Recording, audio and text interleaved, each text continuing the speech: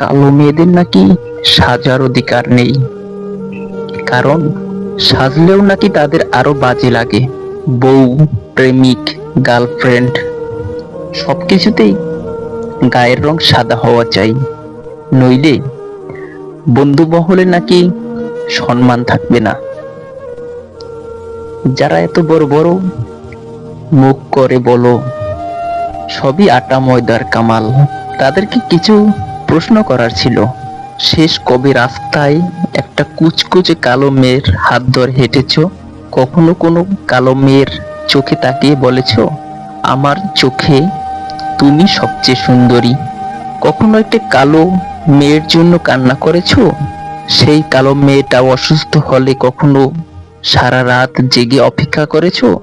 কখনো কোনো কালো মেয়েকে বলেছো, নীলচে শাড়িতেও তোমাকে পরীর মতো লাগবে? কখনো কোনো কালো মেয়েকে সত্যি মন থেকে ভালোবেসেছো? বিয়ের সময় মা বাবাকে কেউ বলেছো, আমার জন্য একটা শ্যামলাবরণ প্রতিমা এনে দিও, যার রূপের আলো না থাক, মনের আলো দিয়ে আমার সংসারটা ভালো করবে? বলেছো কখনো? 100-র মধ্যে 99 ভাগ ছেলেই উত্তরটা হবে না, কারণ কালো মেয়েদের নিয়ে কখনো কোনো কাব্য মহাকাব্য রচনা হয় না, তারা কোনো গল্পের নায়িকা হয় না, তাদেরকে কেউ সত্যিকারের স্বপ্ন দেখায় না, তাদেরকে ঘিরে গড়ে ওঠা সবটাই হয় মেইকি বা মিথ্যা। তা না হলে তো বন্ধুদের সামনে নিজের সম্মান থাকবে না। তবে কেন আটা ময়দার এত বদনাম?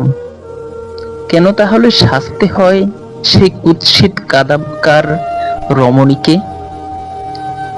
সাজতে আসলে তাকে বাধ্য করে কি?